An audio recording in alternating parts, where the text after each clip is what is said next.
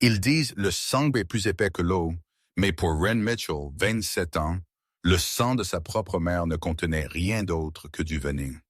Piégée dans une ville industrielle mourante, où les flics prenaient des pots de vin comme des fiches de paille. Elle se réveillait chaque matin s'attendant à la douleur et elle allait au lit priant pour la mort. Elle pensait que c'était son destin, qu'elle était destinée à être un sac de frappe pour une femme amère, jusqu'à ce que son cœur cesse de battre. Mais le destin a une étrange façon d'intervenir. Parfois, le salut ne vient pas sous la forme d'un chevalier en armure étincelante. Parfois, il vient comme un diable en costume noir. Le patron d'un empire criminel dont la ville entière osait seulement murmurer et seulement dans la peur. Un homme qui ne demandait pas la permission. Un homme qui prenait ce qu'il voulait. Ceci est l'histoire de comment un roi de la mafia a volé une file brisée, loin de l'enfer et la vie choquante qu'elle a trouvée dans son obscurité. Si cette histoire vous a ému, écrasez ce bouton j'aime et partagez-la avec quelqu'un qui a besoin de l'entendre. Abonnez-vous et frappez la cloche de notification pour que vous ne manquiez pas notre prochaine saga. On se voit dans le prochain. 6 heures du matin et la ville d'Ashford était encore plongée dans l'obscurité diffuse d'une aube désertique. La remorque rouillée à l'orée de la ville trembla sous le vent matinal. Des morceaux de peinture écaillés s'accrochant comme des écailles de poissons séchés. Des fenêtres filmées de tant de poussière que la lumière devait se battre juste pour se glisser à l'intérieur. Wren Mitchell ouvrit ses yeux sur un vieux canapé usé. Les ressorts s'étaient enfoncés dans son dos toute la nuit, mais elle était habituée à cette sensation depuis longtemps. Elle n'avait pas de chambre à elle parce que la seule chambre appartenait à sa mère. Et ce canapé déchiré avait été son lit pendant 27 ans. Elle se redressa, les os craquants, les yeux brûlants de trop peu de sommeil. Autour d'elle, une scène si familière qu'elle aurait pu dessiner chaque détail de mémoire, même dans un rêve. Des bouteilles de liqueur vides éparpillées sur le sol. Un cendrier en plastique bon marché débordant de mégots de cigarettes. L'odeur rance de tabac humide mélangé à l'alcool aigre frappant directement dans son nez. La vieille télévision dans le coin sifflait et bourdonnait encore de statique parce que personne n'avait pris la peine de l'éteindre depuis la nuit dernière. Wren n'avait pas besoin de réveil. Son corps avait été entraîné à se réveiller avant que sa mère n'ouvre les yeux. Elle se leva tranquillement, marchant sur la pointe des pieds autour des éclats de verre cassés d'une bouteille de bière que quelqu'un avait jetée la nuit précédente et commença le travail qu'elle faisait chaque matin. Elle ramassa les bouteilles une par une, rassembla la cendre de cigarette, frotta le sol avec un vieux chiffon et un seau d'eau savonneuse. C'était sa routine quotidienne, une boucle sans fin.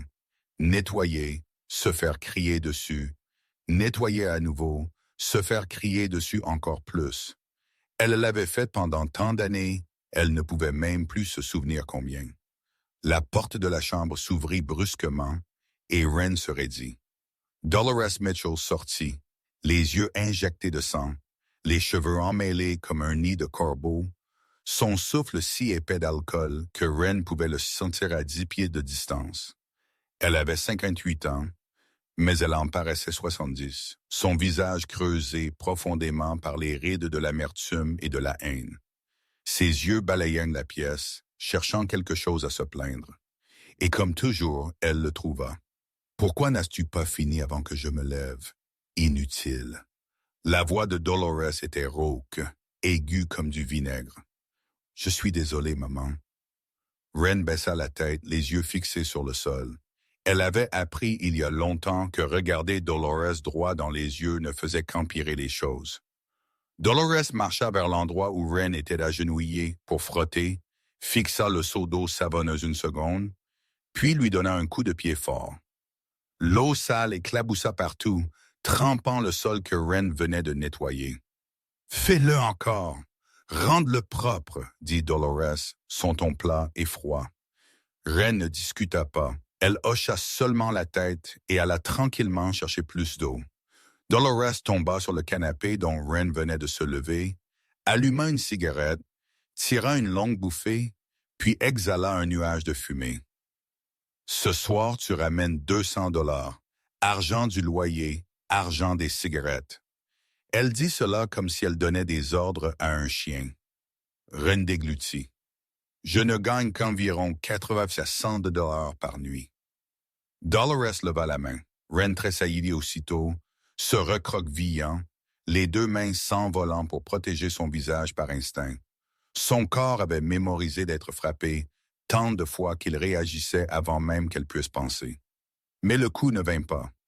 Dolores laissa seulement échapper un petit rire fin, froid et vide. Alors tu trouves un moyen.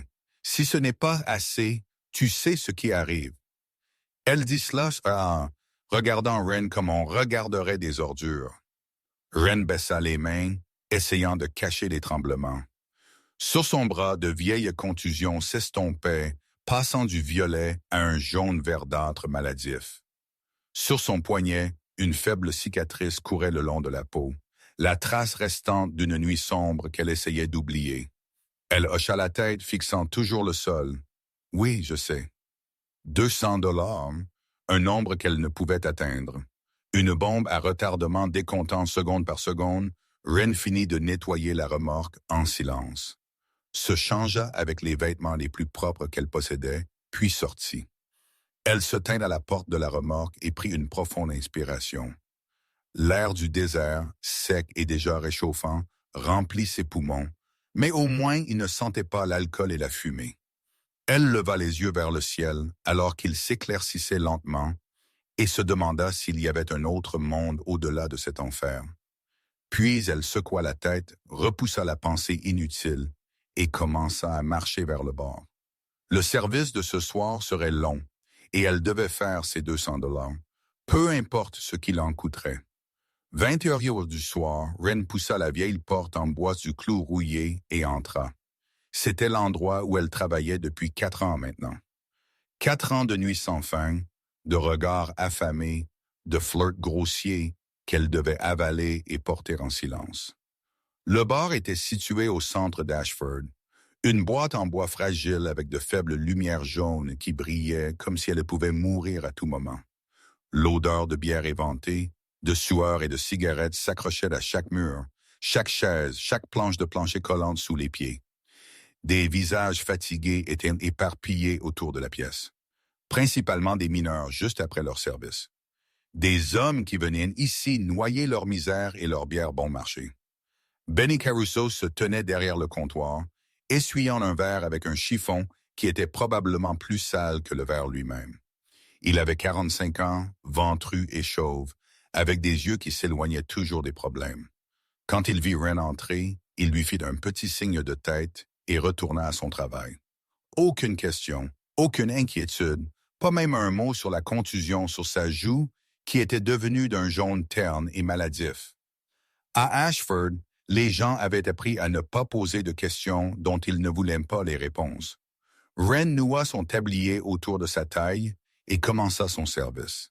Elle essuya des tables, débarrassa des verres vides, versa de la bière, se déplaça entre les clients comme une ombre invisible. Elle avait appris à se faire aussi petite que possible. Comment garder sa tête assez basse pour éviter l'attention? Comment sourire juste assez pour gagner des pourboires, mais pas assez pour être confondue avec une invitation? Mais peu importe à quel point elle essayait, les yeux la suivaient toujours. Les hommes dans le bar la regardaient avec une faim ouverte, leur regard glissant de son visage à sa poitrine, à ses hanches, sans honte et non caché. Elle gardait ses distances, ne rendait rien, ne rencontrait jamais leurs yeux. Quand elle passa devant une table dans le coin, un homme ivre tendit soudainement la main, attrapa sa hanche et la tira vers lui. « Tu as un joli cul, petite sœur. » Il ricana, son souffle épais de whisky bon marché soufflant directement sur son visage. Ren sursauta, son cœur martelant hors de rythme. Mais elle seulement recula, détacha doucement sa main sans dire un mot. Elle n'osait pas se battre. Elle avait vu des filles qui se battaient, se faire virer, se faire frapper, se faire traîner sur le parking dans l'obscurité. Benny, derrière le bar, vit toute la scène. Il secoua la tête, laissa échapper un soupir fatigué et détourna le regard. Aucune intervention, aucune protection. C'était la règle tacite au clou rouillé. Le client avait toujours raison, et le personnel devait s'en occuper lui-même. Et lui-même, la nuit passa aussi lentement que l'eau coulant d'un robinet cassé. Ren servit une table après l'autre, souriant jusqu'à ce que son visage lui fasse mal. À 22h30, elle se glissa dans la salle de bain et compta les pourboires dans sa poche de tablier. 60 $, 70 $, Son cœur se serra. Il lui manquait encore 115 $ sur 200. La peur monta dans sa gorge comme un sirop amer. Elle se souvint de la dernière fois qu'elle n'avait pas ramené assez d'argent. Il y a 3 semaines, Dolores lui avait fouetté le dos avec une ceinture jusqu'à ce que sa peau se fende et saigne, jusqu'à ce qu'elle n'ait même plus la force de pleurer. Les zébrures rouges sur son dos avaient mis près de 2 semaines à guérir, et elle avait dû dormir sur le ventre tout le temps parce qu'elle ne pouvait pas s'allonger sur le dos. Ren serra les billets froissés dans sa main, les doigts tremblants. « Je dois y arriver, je dois y arriver », murmura-t-elle à elle-même, fixant le miroir dans les yeux vides de la fille qui la regardait. Elle prit d'une profonde inspiration, força la peur jusqu'au fond de sa poitrine et retourna travailler. Il restait encore quelques heures avant la fermeture, quelques heures de plus pour prier pour un miracle. 23 histoires du soir. Le clou rouillé était plus bondé qu'il ne l'avait été de toute la soirée. Les mineurs qui terminaient tard affluaient, des rires bruyants rebondissant sur les murs, des vers tintants aigus et brillants, une chanson country éraillée crachant du vieux jukebox dans le coin. Ren se dépêcha d'avant en arrière entre les tables, de la sueur battant le long de son front, les pieds endoloris d'être restés debout trop longtemps. Elle avait réussi à gratter 15 $ de plus en pourboire, portant son total à 100 $. Il lui manquait encore 100 $, encore trop loin. Elle essaya de ne pas y penser, essaya de garder son esprit sur le travail devant elle. Puis, tout à coup, l'air dans le bar changea. Ren le sentit avant de voir quoi que ce soit, comme si la température avait chuté de quelques degrés, comme si la pièce s'était épaissie, lourde et serrée. Le bavardage diminua, puis coupa. La musique continuait de jouer, mais personne n'écoutait plus. Ren leva la tête et regarda vers la porte, et elle les vit. 4 hommes entrèrent dans le bar. Ils portaient des costumes noirs, le genre de costume cher que Ren n'avait vu que dans les films de mafia, tissu qui captait la faible lumière avec un éclat discret, taillé si précisément, chaque couture semblait nette. Ils n'appartenaient pas ici. Ils étaient comme des loups entrant au milieu des moutons. Et les moutons le savaient. Les menants était un homme d'environ 6 pieds 2, aux larges épaules, avec des cheveux noirs comme l'encre et des yeux de la couleur de l'acier froid. Son visage n'était que des angles durs, une mâchoire carrée, avec la beauté impitoyable d'une statue grecque antique. Il entra dans le bar comme s'il possédait la pièce, comme s'il possédait la ville, comme s'il possédait le monde. Il n'avait pas besoin de regarder personne parce que tout le monde le regardait. Ren observa les gens autour d'elle. Les grandes mineurs, les mêmes hommes qui avaient un gris fort et l'avaient agrippé plus tôt, baissèrent maintenant les yeux et évitèrent de croiser le regard de l'homme qui venait d'entrer. Certains se levèrent, silencieusement, laissèrent de l'argent sur la table et s'éclipsèrent comme s'ils s'étaient soudainement souvenus de quelque chose d'urgent à la maison. Personne n'osait le regarder droit dans les yeux. Personne n'osait respirer trop fort. Ren entendit un murmure de la table à côté d'elle. « Ash !» Une voix tremblante. « C'est Killian Ashford. » Le nom ne signifiait rien pour Ren.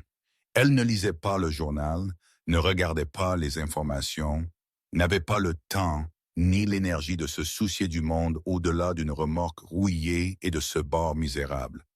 Mais elle n'avait pas besoin de savoir qui il était pour sentir le danger émanant de lui. Ses instincts, aiguisés par 27 ans de vie avec une mère violente, criaient un seul mot dans sa tête, « danger ». Les hommes marchèrent droit vers la table VIP dans le coin, la seule table avec des chaises en cuir au lieu de chaises en bois dur. Ils s'assirent et un des hommes avec lui leva une main pour appeler le service. Ren commença à se détourner pour faire semblant de n'avoir pas vu, mais Benny apparut à ses côtés avant même qu'elle sache qu'il était là. Son visage était pâle comme s'il allait s'évanouir, de la sueur brillante sur son crâne chauve. « Ren, tu sers cette table, dit-il, sa voix tremblante. Ren le fixa comme s'il venait de lui dire de sauter dans un feu. « Pourquoi moi? Pourquoi pas quelqu'un d'autre? » demanda-t-elle, suppliante. Benny lui attrapa le bras, la tira plus près et baissa sa voix en un murmure rude. « Parce que personne d'autre n'ose, et parce que tu es la seule qui n'a jamais renversé un verre sur un client. » Il la regarda, peur et supplication mêlées dans ses yeux. « Va les servir et ne fais rien de stupide. Ne le regarde pas dans les yeux. Ne parle pas trop. Ne fais rien qui le fasse te remarquer. Tu comprends? » Ren déglutit, sa gorge sèche et amère. Elle hocha la tête, prit un plateau de service et commença à marcher vers la table VIP. Son cœur battait dans sa poitrine, chaque pas lourd comme du plomb. Elle ne savait pas que sa vie était sur le point de changer pour toujours. Ren atteignit la table VIP, la tête baissée, les yeux fixés sur le plateau dans ses mains. Elle essaya de se faire aussi petite que possible, essaya de devenir invisible, essaya d'empêcher quiconque de remarquer qu'elle existait du tout. « Que puis-je vous apporter ?» demanda-t-elle si doucement que ce fut presque un murmure. Killian Ashford ne la regarda pas. Il parlait à l'homme à côté de lui, un grand homme mince aux cheveux coupés courts et aux yeux aussi froids et sans vie que des poissons morts. « La situation du côté doit être gérée cette semaine, » dit Killian, sa voix basse et stable comme un tonnerre lointain. « Je ne veux entendre aucune excuse. » L'homme mince hocha la tête puis se tourna vers Ren. « Whisky, la bouteille entière, » dit-il, son ton plat sans émotion. Ren hocha rapidement la tête et se retourna vers le bar pour aller le chercher. Un soulagement la traversa à la chance de s'éloigner de cette table. Même pour un instant, elle prit le whisky le plus cher que Benny avait, celui qu'il gardait pour les occasions spéciales, avec 4 verres à whisky propre. Ses mains tremblaient alors qu'elle les posait sur le plateau. Elle n'avait rien mangé de toute la journée. Son corps était épuisé par des heures de station debout et de course, et maintenant le stress épuisait le peu qu'il lui restait. Elle prit une profonde inspiration, essaya de stabiliser ses mains et retourna à la table VIP. Elle posa les verres un par un, prude comme s'ils étaient faits du verre le plus fin du monde. Puis elle ouvrit le whisky et commença à verser. C'est à ce moment-là que cela arriva. Peut-être était-elle trop fatiguée. Peut-être ses mains tremblaient-elles trop fort. Peut-être le destin voulait-il simplement jouer avec elle. Alors qu'elle inclinait la bouteille pour verser dans le premier verre, son pied s'accrocha à la patte de la table. Elle perdit l'équilibre. La bouteille s'inclina et le whisky éclaboussa, manquant de se renverser sur la main de Killian Ashford. Le temps sembla s'arrêter. Ren se figea, la bouteille toujours dans sa main, les yeux écarquillés d'horreur. Son cœur atteint un battement. Non, non, non, non. Elle avait failli renverser de l'alcool sur le chef de la mafia que toute la ville craignait. Elle allait mourir. Elle en était sûre. Des réflexes gravés dans ses os par 27 ans sous Dolores la firent bouger avant qu'elle ne puisse penser. Elle ferma les yeux, rentra les épaules, baissa la tête et laissa ses bras pendre mous sur les côtés. La posture d'un animal attendant d'être frappé. Une posture qu'elle avait prise 1000 fois auparavant. Chaque fois qu'elle faisait quelque chose de mal, chaque fois que Dolores levait une main, elle attendait la gifle, le poing, la douleur familière. Mais rien ne vint. Pas ce de coups. Seulement le silence. Un silence qui s'étira si longtemps que Ren pouvait entendre son propre cœur battre dans sa poitrine. Elle ouvrit les yeux lentement, confuse, ne comprenant pas ce qui se passait. Et elle vit Killian Ashford la regarder. Ses yeux gris ne brillaient pas de colère comme elle l'avait imaginé. Ils étaient froids, oui, mais pas le froid de la rage. C'était le froid de l'observation, comme s'il la lisait, disséquant chaque petit détail de son visage. Son regard se déplaça lentement. De ses yeux terrifiés à la façon dont ses épaules restaient tendues, comme si elle se préparait à un coup, à la faible contusion sur son pommette qu'une fine couche de maquillage ne pouvait pas entièrement cacher. Quelque chose changea dans son expression, juste un clignement, si rapide. Ren n'était pas sûr de ne pas l'avoir imaginé. Et puis ce fut parti. « Qui t'a frappé ?» demanda Killian. Sa voix était basse et calme, mais il y avait un tranchant qui fit frissonner Ren. La question était si directe qu'elle l'étourdit. Personne ne lui avait jamais demandé cela. Personne ne s'était jamais assez soucié de demander. « Non, monsieur, je suis tombée, dit-elle, la réponse jaillissant automatiquement, comme si elle avait été programmée en elle, le mensonge qu'elle avait répété pendant des années et des années. Killian la regarda encore quelques secondes, et Ren eut la désagréable sensation qu'il pouvait voir à travers elle, au-delà de la carapace qu'elle avait construite, au-delà de chaque mensonge qu'elle avait jamais dit. « Ne me mens pas, dit-il. Pas une menace, simplement un ordre. » Ren ne savait pas quoi dire. Elle se tenait là tremblante, la bouche ouverte, mais aucun mot ne sortait. L'homme mince à côté de Killian observa tout l'échange en silence, son visage vide. Finalement, Killian fit un petit signe de tête, comme s'il avait trouvé la réponse dont il avait besoin, sans qu'elle dise quoi que ce soit.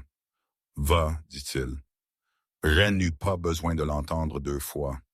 Elle s'éloigna en hâte de la table VIP, se déplaçant si vite que c'était presque une course, et se glissa dans le coin derrière le bar où Benny se tenait. Son cœur battait toujours la chamade, et elle ne pouvait expliquer pourquoi ses yeux gris froids ne voulaient pas quitter son esprit. Ren continua de travailler, se forçant à se concentrer sur les verres qui avaient besoin d'être essuyés, les bouteilles de bière qui devaient être portées aux tables, n'importe quoi pour empêcher son esprit de revenir au coin VIP. Elle pouvait sentir ses yeux gris toujours sur elle, même si elle n'osait pas se retourner pour le confirmer. Sa question continuait de résonner dans sa tête. « Qui t'a frappé ?» Personne ne lui avait jamais demandé cela. Personne ne s'en était jamais soucié. Elle secoua la tête, essaya de repousser la pensée et glissa sa main dans la poche de son tablier pour compter ses pourboires à nouveau. 95 $. Elle avait fait 10 $ de plus d'une table qui venait de partir, mais il lui manquait encore 15 $. 15 $. Elle n'avait aucune idée de comment elle allait les trouver dans la dernière heure avant la fermeture. La peur commença à lui monter à la gorge comme des doigts froids. Dolores ne lui pardonnerait pas. Dolores ne pardonnait jamais. Alors la porte du bar s'ouvrit avec un claquement sec et discordant. Ren se retourna vivement et le sang dans ses veines se glaça. Dolores Mitchell se tenait dans l'embrasure de la porte, une forme noire contre la faible lumière jaune de réverbère à l'extérieur. Elle était si ivre qu'elle pouvait à peine rester debout. Cheveux sauvages comme un nid de corbeau. Une chemise de nuit sale et froissée tombant d'elle.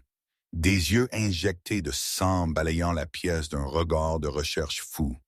Tout le bar devint silencieux. Chaque visage se tourna vers la femme dérangée à la porte. « Ren, je savais que tu étais là. » Dolores hurla, sa voix comme du verre brisé déchirant l'air. Ren se figea, ses pieds collés au sol, comme si quelqu'un avait versé du ciment autour de ses chevilles. Non, pas ici, pas devant tout le monde. Elle le pria sous son souffle, mais Dieu l'avait abandonné il y a longtemps. Dolores la repéra, ses yeux rouges fixés sur leur proie, et elle se jeta sur Ren comme un animal sauvage. Elle fonça à travers le bar, renversant des chaises, faisant tomber des verres, ne se souciant de rien ni de personne sauf de sa fille. Ren voulait courir, voulait se cacher, mais son corps refusait d'obéir. Elle resta là tremblante, regardant la tempête se précipiter vers elle. Dolores la saisit par le col, des doigts osseux comme des griffes mordant le tissu, et la tira au milieu du bar. Ren trébucha en avant, manquant presque de perdre l'équilibre. Mais Dolores la retint fermement, ne la laissa pas tomber. « Où est l'argent ?» Dolores cria à son visage. son haleine puant l'alcool si fort que cela fit se tordre l'estomac de Ren. « J'ai besoin de l'argent maintenant. Maman, je n'ai pas encore été payé. Je n'ai que 95 $. Ren essaya d'expliquer, voix tremblante, larmes montant. « Pas assez !» hurla Dolores. Et avant que Ren ne puisse réagir, elle la gifla avec la force d'un marteau tombant. Le coup fut si fort que Ren tomba sur le sol, son genou s'écrasant sur le bois dur, sa joue brûlante comme si elle avait été pressée contre du fer chaud. Ses oreilles sonnaient, le monde s'estompant une seconde. Elle entendit Dolores crier quelque chose, mais les mots cessèrent de signifier quoi que ce soit. Puis la douleur la déchira alors que Dolores la frappait du pied dans les côtes. « Tu es juste comme ton père, inutile. » Chaque mot venait avec un coup de pied, chaque coup de pied de la poussant plus loin sur le sol collant. Ren se recroquevilla sur elle-même, les deux bras au-dessus de sa tête. La posture défensive qu'elle avait perfectionnée à travers des milliers de coups. Elle ne pleurait pas. Elle avait oublié comment pleurer il y a longtemps. Elle attendait seulement, attendait que la tempête passe, attendait que Dolores se fatigue, attendait ce qui ne pouvait être évité. Autour d'elle, le bar était silencieux comme une tombe. Personne n'intervint. Les grands hommes qui l'avaient agrippée plus tôt détournèrent leur visage, faisant semblant de ne pas voir. Benny s'accroupit derrière le comptoir, les yeux baissés, les mains polissant le même verre qu'il polissait depuis 5 minutes. Personne ne l'aida. Personne ne l'avait jamais aidé. Dolores leva la main, prête à la frapper à nouveau, et Ren ferma les yeux, se préparant à la douleur. Mais le coup ne vint pas. Au lieu de cela, elle entendit un grognement de douleur. Pas d'elle-même, mais de Dolores. Ren ouvrit les yeux lentement, et ce qu'elle vit la fit douter de sa propre vision. Une main avait attrapé le poignet de Dolores en plein air, arrêtant le coup net. La main était grande, les doigts longs et puissants, des bagues en argent scintillant sous la faible lumière jaune. Ren leva les yeux, et là se tenait Killian Ashford, grand comme une montagne, ses yeux gris comme de la glace fixés sur Dolores. Il était apparu de nulle part, se déplaçant vite et silencieusement comme une ombre. Et maintenant qu'il était entre Ren et sa mère, un mur qui ne pouvait être escaladé. « Lâche-la, » dit Killian. Sa voix n'était pas forte. Elle aurait pu être qualifiée de presque douce, mais elle aspirait l'air de la pièce. C'était de la voix d'un homme qui n'avait pas besoin de crier pour être entendu. Un homme habitué à donner des ordres et à être obéi. Dolores essaya de se libérer le bras, les yeux exorbités de rage et d'alcool. « Qui diable es-tu » cria-t-elle. « C'est mon affaire de famille. Cette fille est ma fille. Je peux lui faire ce que je veux. » Killian ne répondit pas. Il ne fit que resserrer sa prise et Ren entendit un os grincer et craquer. Dolores gémit, son visage se tordant de douleur, et elle fut forcée de lâcher Ren. « J'ai dit, lâche-la » répéta Killian, chaque mot enfoncé dans l'air comme un clou. Il regarda Dolores comme les gens regardent un insecte, froid et méprisant. Puis, tenant toujours son poignet, il commença à traîner Dolores vers la porte. Elle se débattit, essaya de s'échapper, mais à côté de Killian, elle n'était qu'une enfant luttant contre un homme adulte. Inutile, complètement inutile. Ren gisait sur le sol collant, joues enflées, côtes palpitantes, regardant les deux silhouettes se diriger vers la sortie. Elle ne comprenait pas ce qui se passait. Pendant 27 ans, personne n'était jamais intervenu. Personne ne s'était jamais interposé entre elle et Dolores. Personne ne l'avait jamais protégée. Et maintenant, un étranger, un chef de la mafia, que toute la ville craignait, traînait sa mère dehors comme un sac poubelle. Ren ne savait pas ce qu'elle était supposée ressentir. Peur, gratitude, confusion, tout s'en mêlait en un désordre dans sa poitrine. Elle resta là, regardant la porte se refermer derrière eux et se demandant vers quel genre de carrefour sa vie venait d'être poussée. Ren se releva du sol du bar, la douleur pulsant à travers son corps, et courut après eux dehors. Oh, elle ne savait pas pourquoi elle le faisait. Peut-être parce qu'elle avait peur que Dolores soit tuée.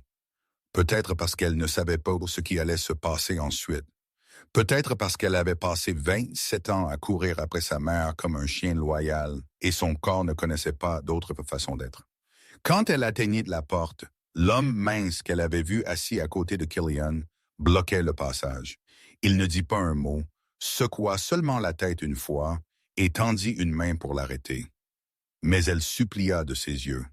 Et peut-être qu'il y vit quelque chose car à la fin il s'écarta et la laissa passer. Elle poussa la porte et sortit dans la fraîche nuit du désert du Nevada. Dehors devant le bar sous le faible réverbère jaune, Killian faisait face à Dolores. Il l'avait relâchée, mais Dolores n'osait pas courir. Elle se tenait là frottant son poignet meurtri, les yeux sauvages de colère et d'alcool. Mais il y avait autre chose dans son regard que Ren n'avait jamais vu auparavant. La peur. Dolores avait peur. La femme qui avait terrifié Ren toute sa vie tremblait maintenant devant un étranger. « La bat-elle souvent ?» demanda Killian, son calme si froid qu'il donna la chair de poule. Dolores laissa échapper un rire aigu et méprisant, essayant de remettre sa cruauté habituelle comme une armure. « C'est ma fille. Je peux faire ce que je veux. Qui es-tu pour fourrer ton nez dans la famille de quelqu'un d'autre? » Killian ne répondit pas. Il resta là, silencieux, regardant Dolores avec ses yeux gris glacés. Le silence s'étira si longtemps que Ren put entendre le vent du désert glisser à travers le parking vide. Puis lentement, Killian glissa la main dans sa veste de costume et en sortit une épaisse enveloppe. 100 000 $. Liquide, dit-il, sa voix sans émotion. Dolores se figea, ses yeux injectés de sang fixés sur l'enveloppe, et Ren vit quelque chose changer sur le visage de sa mère. Cupidité, faim, le regard d'un loup repérant de la viande. « Que veux-tu » demanda Dolores, sa voix soudainement plus douce, son tranchant émoussé. Killian pointa du doigt Ren et elle eut l'impression que quelqu'un lui avait vidé l'air de ses poumons. « Elle, dit-il, elle travaillera pour moi. Vous ne la contacterez plus jamais. Vous ne vous approcherez pas d'elle. Vous ne la chercherez pas. À partir de ce moment, elle n'est plus votre fille. » La tête de Ren tourna. Elle. Il parlait d'elle comme si elle était de la marchandise, quelque chose qui pouvait être acheté et vendu. Elle comme si elle n'était pas humaine du tout. « Quoi ?» laissa-t-elle échapper, voix tremblante. « Que dites-vous » Mais personne ne lui prêta attention. Dolores fixait l'enveloppe, les yeux brillants comme des phares. 100 000 $. Assez pour acheter de l'alcool pour le reste de sa vie. Assez pour effacer toutes les dettes et en avoir encore beaucoup. Plus que tout ce que Ren avait jamais gagné pour elle en 27 ans. Ren regarda sa mère et une partie d'elle, la partie qui était encore naïve après tout ce qu'elle avait enduré, espérait toujours, espérait que Dolores refuserait, espérait qu'elle dirait « Non, c'est de ma fille, je ne vendrai pas ma fille ». Espérait que d'une manière ou d'une autre, même si Dolores la frappait, lui criait dessus, la tourmentait, elle était toujours sa mère, et elle l'aimait d'une manière tordue. Mais l'espoir était la chose la plus chère au monde. Et Ren aurait dû l'apprendre il y a longtemps. Dolores arracha l'enveloppe de la main de Killian. « Prenez-la, dit-elle, n'hésitant pas une seconde. Elle est inutile, mais l'argent est à vous. Faites ce que vous voulez d'elle. » Elle eut l'impression que quelqu'un avait enfoncé un couteau dans la poitrine de Ren et l'avait tordu. Elle regarda sa mère compter les billets un par un, les lèvres bougeant à chaque chiffre. Dolores ne posa pas une seule question. Ni ce qui arriverait à Ren, ni où elle irait, ni si elle serait en sécurité. Pas une seule question du tout. Elle compta seulement, puis fourra l'enveloppe dans la poche de sa chemise de nuit sale et se détourna. Elle ne regarda pas en arrière, ne dit pas au revoir, ne donna pas un dernier coup d'œil à la fille qu'elle venait de vendre. Elle s'évanouit simplement dans la nuit, son dos courbé rétrécissant jusqu'à disparaître dans l'obscurité. Ren resta là, des larmes coulant sur ses joues, et elle ne prit pas la peine de les essuyer. Elle regarda sa mère partir, regarda la femme qui l'avait mise au monde, l'avait élevée et l'avait battue pendant 27 ans.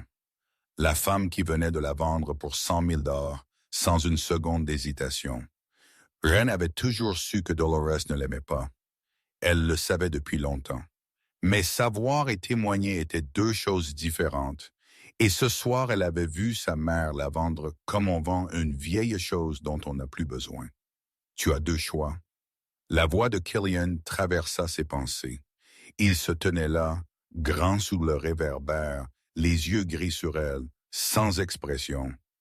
Cours après elle ou viens avec moi. Ren déglutit, sa gorge amère. Que me ferez-vous? Demanda-t-elle, voix rauque. Killian l'étudia un long moment avant de répondre. Tu travailleras pour moi. Je ne promets pas le paradis, mais je promets que personne ne te frappera plus jamais. Ren regarda la route où Dolores avait disparu, puis regarda Killian. Un côté était l'enfer qu'elle connaissait, l'autre était d'une obscurité qu'elle ne connaissait pas. Un côté était la mère qui venait de la vendre, l'autre était l'étranger qui venait de l'acheter. Elle ne savait pas ce qui l'attendait si elle allait avec Killian. Elle ne savait pas qui il était, ce qu'il voulait, ce qu'il lui ferait. Mais elle savait ce qui l'attendait si elle retournait chez Dolores. La ceinture, les cris, la douleur, jusqu'au jour de sa mort. « J'irai avec vous, » dit-elle doucement mais fermement. Killian hocha la tête comme s'il avait su qu'elle choisirait cela. Il se tourna et marcha vers un SUV noir brillant garé à l'extrémité du parking. Ren prit une profonde inspiration, puis le suivit, entrant dans l'obscurité, laissant 27 ans d'enfer derrière elle. Le SUV noir glissa doucement sur la route, le moteur grondant bas comme le souffle d'une énorme bête. Ren s'assit recroquevillé dans le coin le plus éloigné de la banquette arrière, les bras serrés autour d'elle, essayant de rendre son corps aussi petit que possible. Oh, elle n'osait pas bouger. Elle n'osait pas respirer trop fort. Elle n'osait rien faire qui pourrait attirer l'attention. L'homme mince qu'elle avait vu dans le bar était assis sur le siège du conducteur, silencieux comme le nom qu'elle avait entendu quelqu'un l'appeler. Ghost, il conduisait avec une expression vide, les yeux fixés sur la route devant, comme si transporter une fille qui venait d'être vendue était quelque chose qu'il faisait tous les jours. Killian était assis à l'avant, regardant par la fenêtre, ses traits acérés ombragés contre la vitre sombre. Il ne parlait pas. Il ne se tournait pas pour la regarder. C'était comme si elle n'existait pas. Le SUV roula à travers Ashford et Ren regarda le monde dans lequel elle avait vécu pendant 27 ans. Usines aux volets fermés avec des fenêtres cassées comme des yeux creux. Rues vides sous de faibles réverbères jaunes. Petites maisons tordues avec des toits en tôle rouillée. C'était sa maison, et elle la quittait pour de bon. Elle ne savait pas ce qu'elle était supposée ressentir. Tristesse, soulagement, terreur, tout se mêlait en un nœud lourd dans sa poitrine. « Je viens d'être vendue à la mafia », pensa-t-elle, et la pensée lui retourna l'estomac. « Je vais mourir. » Ou pire, elle avait entendu les histoires de femmes vendues à des hommes puissants, histoires qui ne se terminaient pas bien. Elle regarda ses mains sur ses genoux et vit qu'elle tremblait encore. Le silence à l'intérieur de la voiture s'étira, lourd comme du plomb. Seulement le moteur et le sifflement des pneus sur le pavé. Puis, sans avertissement, Killian parla, sa voix basse et égale comme un tonnerre lointain. « Tu as peur. » Il ne se retourna pas. Ce n'était pas une question. C'était une affirmation. Ren déglutit, sa gorge sèche et amère. « Oui, murmura-t-elle, ne voyant aucune raison de mentir. »« Bien, répondit Killian, ça signifie que tu n'es pas stupide. » Le silence revint, s'étirant encore quelques secondes. Puis il parla à nouveau, toujours aussi calme que s'il discutait du temple. « Mais je ne t'ai pas acheté pour te faire du mal. » Ren cligna des yeux, pas sûr de l'avoir bien entendu. « Alors pourquoi ?» demanda-t-elle si doucement que ce fut presque un murmure. « Pourquoi dépenser 100 000 $ pour acheter une serveuse de bar inutile? » Killian ne répondit pas. Il continua de regarder par la fenêtre et Ren comprit que la conversation était terminée. Ils laissèrent la ville derrière et rejoignirent l'autoroute vers Las Vegas. Ren regarda les lumières de la cité du péché scintiller à l'horizon. Mais ils n'entrèrent pas dans la ville. Au lieu de cela, le SUV tourna sur une route plus petite s'enfonçant plus profondément dans les montagnes du désert. La route devint plus vide, plus sombre, la nuit engloutissant tout autour d'eux. Ils passèrent par plusieurs points de contrôle et chaque fois des hommes vêtus de noir avec des pistolets à la hanche firent un signe de tête au SUV et ouvrirent les portails. Personne ne demanda d'identification. Personne ne fouilla le véhicule. Ils virent Killian et baissèrent la tête immédiatement. Wren regarda tout cela en silence et sa peur grandit à chaque point de contrôle qu'il passait. Elle s'enfonçait plus profondément dans le territoire d'un roi de la mafia, et elle savait qu'une fois à l'intérieur, elle pourrait ne jamais en sortir à nouveau. Puis elle le vit. Au sommet d'une colline, au milieu du désert vide, un manoir s'élevait comme un rêve. Une lumière dorée chaude jaillissait de dizaines de fenêtres, éclairant une façade en pierre blanche qui brillait sous la lune. Un portail en fer imposant s'ouvrait sur une allée pavée de gravier pâle, des haies taillées bordant les deux côtés. Une fontaine en marbre se dressait majestueusement devant les portes d'entrée, l'eau s'arquant haut et tombant comme des diamants scintillants. Wren n'avait jamais vu un endroit comme celui-ci en dehors des films. Ce n'était pas une maison, c'était un palais. C'était le monde des riches et des puissants, un monde où elle n'aurait jamais imaginé mettre les pieds. Mais elle savait que plus l'endroit était joli, plus le prix était élevé. Il n'existait pas de repas gratuit.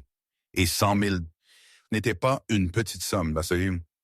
Le SUV s'arrêta à l'entrée principale. Killian en sortit, fit le tour du véhicule et lui ouvrit sa porte. Ce fut un geste si courtois que Wren ne sut comment réagir. Personne ne lui avait jamais ouvert une porte. « Bienvenue dans votre nouvelle maison », dit Killian, sa voix sans émotion, mais ses yeux gris se posèrent sur elle avec quelque chose qu'elle ne pouvait lire. Wren sortit, les jambes légèrement instables, et leva son regard vers l'immense manoir qui se dressait devant elle.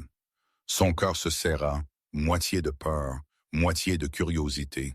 Elle ne savait pas ce qui l'attendait derrière ses portes. Mais quoi que ce fût, cela ne pouvait pas être pire qu'une remorque rouillée et les cris de Dolores.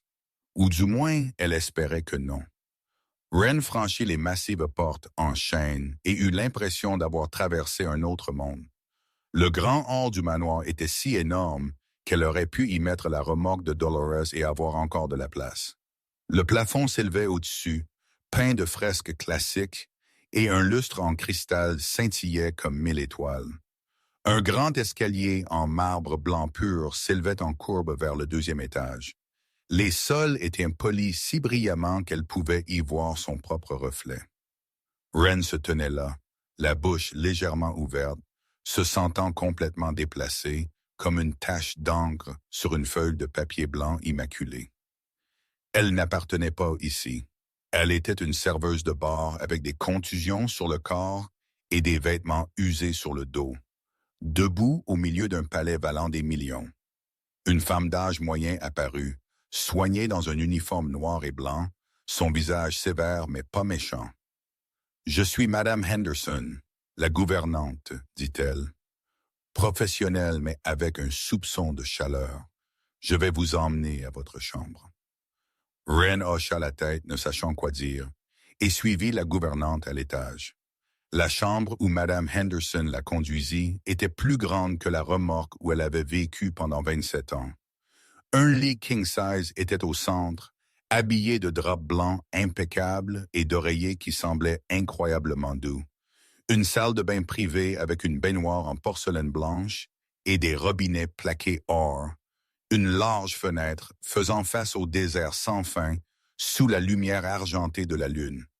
Et par-dessus tout, la chose qui fit Wren regarder 2 fois, 3 fois pour s'assurer qu'elle ne l'imaginait pas, un verrou sur la porte de l'intérieur.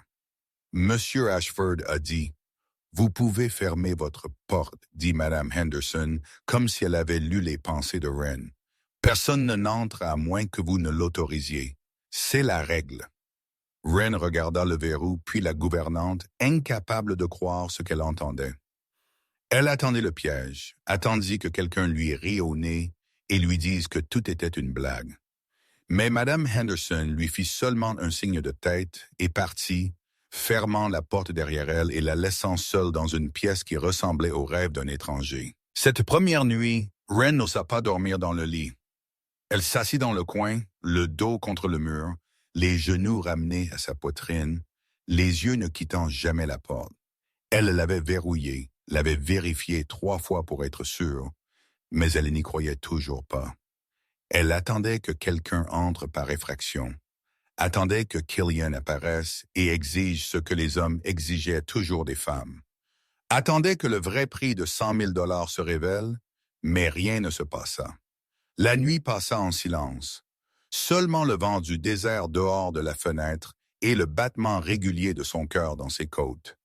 Personne ne frappa. Personne n'essaya le verrou. Quand l'aube commença à filtrer à travers les rideaux, Ren était toujours là, épuisé, incapable de dormir. Le lendemain, Killian la rencontra dans la salle à manger. Il était assis au bout de la table avec une tasse de café noir devant lui et il lui fit signe de s'asseoir en face de lui. Ren s'assit, le dos droit, les épaules tendues, prête à tout. « Tu feras le ménage, » dit Killian, sa voix plate sans émotion. « Nettoyage, cuisine si tu veux. Le salaire est de 5 000 $ par mois. Tu gardes tout. » Ren cligna des yeux, pas sûr d'avoir bien entendu. « 5 000 $? Mais je ne comprends pas, » dit-elle, voix tremblante. « Que voulez-vous de moi? » Killian la regarda, ses yeux gris ne trahissant rien. « Il y a des règles, » dit-il. « Ne va pas au sous-sol, ne pose pas de questions sur mon travail. À part ça, tu es libre. »« Libre ?» répéta Ren comme si c'était un mot étranger qu'elle n'avait jamais entendu auparavant. « Tu peux te déplacer dans le manoir, lire, regarder la télévision. Tu n'es pas une prisonnière. » Killian se leva, se préparant à partir.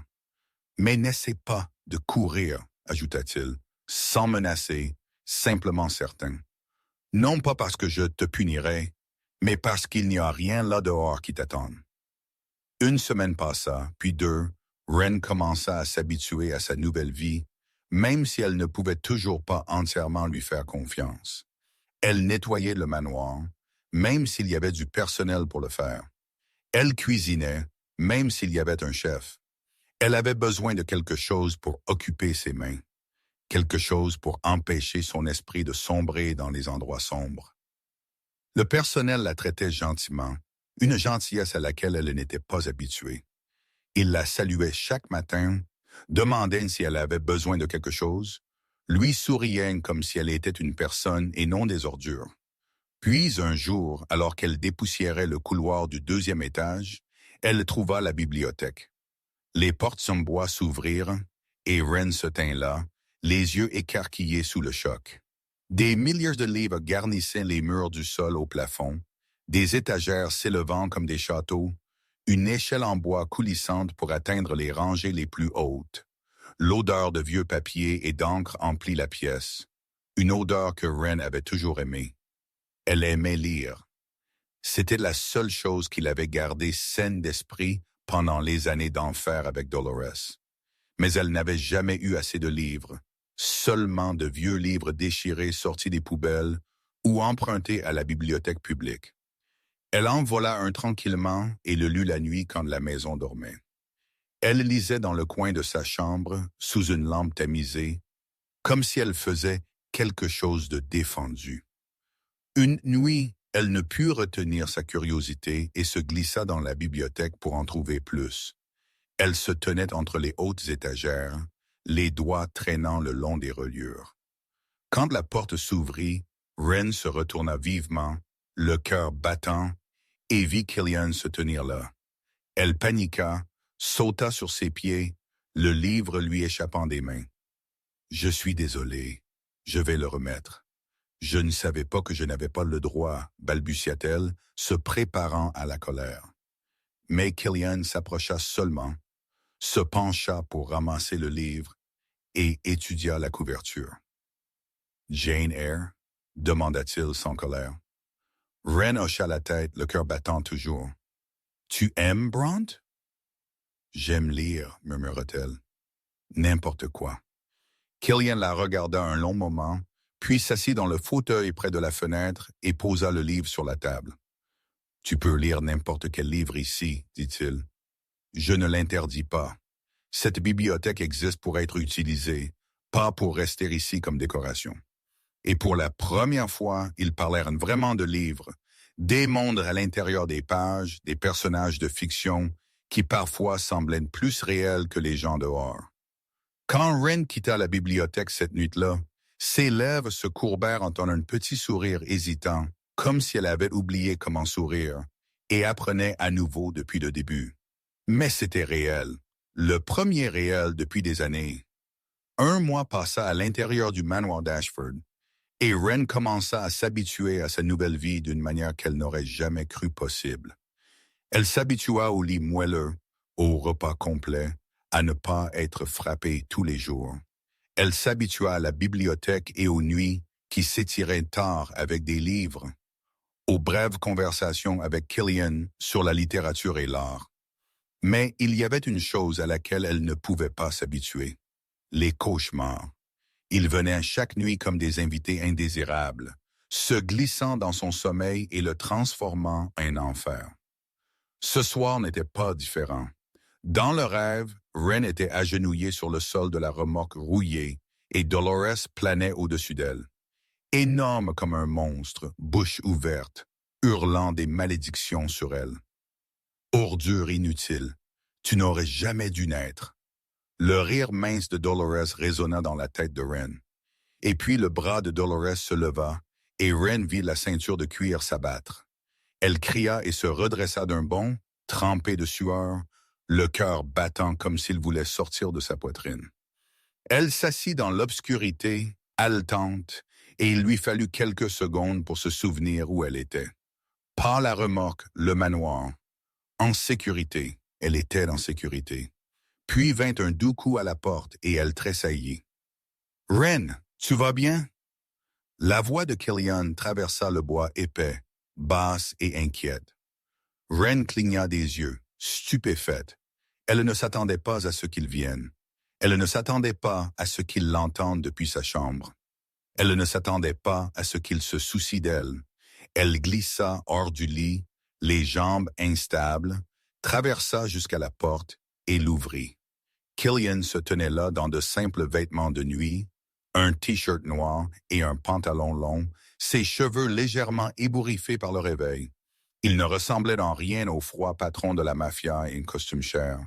Il semblait plus proche, moins effrayant, presque humain. « Je vais bien, » dit Ren, sa voix rauque. « Juste un cauchemar. » Killian l'étudia, le contour rouge de ses yeux, la façon dont ses mains tremblaient encore. « Puis-je entrer ?» demanda-t-il, son ton inopinément doux. Ren hésita une seconde, puis hocha la tête et s'écarta. Killian entra dans la pièce, mais il ne s'approcha pas d'elle. Au lieu de cela, il alla au fauteuil près de la fenêtre et s'assit, laissant une distance de sécurité entre eux. Ren apprécia cela. Elle s'assit sur le bord du lit et tira la couverture sur sa poitrine comme un bouclier invisible. Le silence s'installa entre eux, mais ce n'était pas un silence inconfortable. C'était le silence de deux personnes qui n'avaient pas besoin de remplir l'espace de mots inutiles. Finalement, Ren parla. La question qu'elle avait voulu poser depuis la première nuit où elle était entrée dans ce manoir. « Pourquoi m'avez-vous sauvé?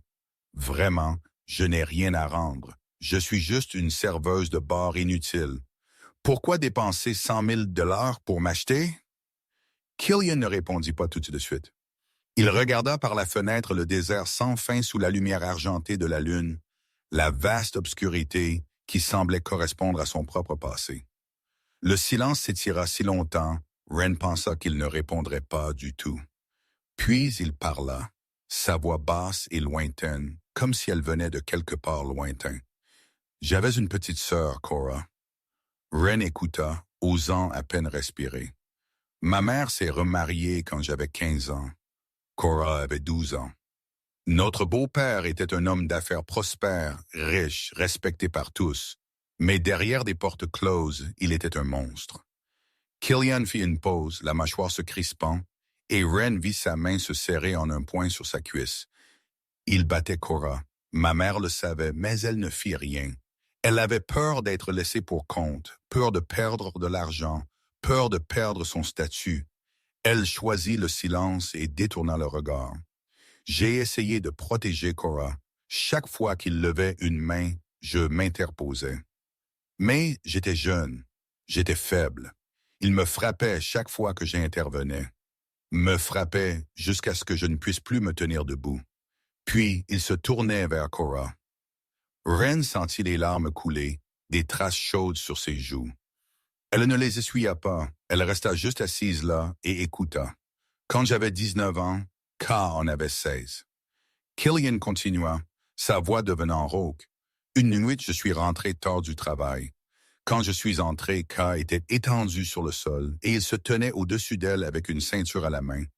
Il l'a frappée trop fort. Lésion cérébrale traumatique. Elle ne s'est jamais réveillée. Silence lourd, douloureux. Ren ne savait pas quoi dire. Elle resta juste assise là, des larmes coulant, déchirant le cœur pour une fille qu'elle n'avait jamais rencontrée. Killian se tourna pour la regarder, et pour la première fois, Ren vit quelque chose dans ses yeux froids et gris. Douleur profonde et ancienne, mais toujours vivante. « J'ai tué mon beau-père après cela », dit-il sans regret. « Il fut la première personne que j'ai jamais tuée. Je ne le regrette pas. Je regrette seulement de ne pas l'avoir tué plus tôt. » Il maintint le regard de Ren et elle ne détourna pas les yeux. « Tu me rappelles Cora, dit-il. Ce regard craintif, résigné, attendant d'être frappé. J'ai vu ce regard tous les jours pendant 4 ans. Je l'ai vu dans les yeux de Cora. Et je l'ai vu dans les tiens cette nuit-là au bar. » Killian se leva, s'approcha un peu plus, mais garda toujours la distance. « Je n'ai pas pu sauver Cora, mais je peux te sauver. » Ren pleura. Pas de peur, pas de douleur, mais parce que pour la première fois de sa vie, quelqu'un la comprenait. Quelqu'un la voyait, non pas comme une propriété ou un sac de frappe, mais comme un être humain qui méritait d'être sauvé. Elle tendit la main et prit celle de Killian. Sa main était grande et rugueuse, la main d'un tueur. Mais sous son toucher, elle était chaude. « Je suis désolé pour Cora, » murmura-t-elle, sa voix se brisant.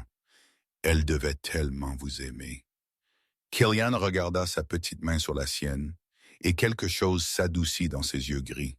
« Elle méritait mieux, dit-il, à peine plus fort qu'un souffle. Tout comme toi. » Ils restèrent là en silence, les mains toujours jointes, et pour la première fois, Ren ne se sentit pas seul. 3 mois passèrent à l'intérieur du manoir Ashford, et Ren Mitchell n'était plus la fille qui se recroquevillait dans le clou rouillé. Elle ne remarqua pas le changement tout d'un coup. Il vint lentement. La façon dont l'aube se glissait à travers un rideau, graduelle mais certaine. D'abord, ce fut sa façon de bouger. Elle ne marchait plus la tête baissée, ne se repliait plus sur elle-même comme si elle voulait disparaître du monde. Son dos se redressa, ses pas plus sûrs, et ses yeux commencèrent à croiser le regard d'une personne quand elle parlait. Puis ce fut sa voix. Elle ne murmurait plus comme si elle avait peur d'être entendue, ne terminait plus chaque phrase par des excuses. Elle parlait clairement, fermement, et parfois elle osait même discuter. Elle apprit à cuisiner avec le chef du manoir, un homme italien joyeux nommé Giuseppe, qui lui apprit à faire des pâtes à partir de 0 et ne cria pas une seule fois quand elle gâcha un plat. Elle apprit la légitime défense de base avec Ghost.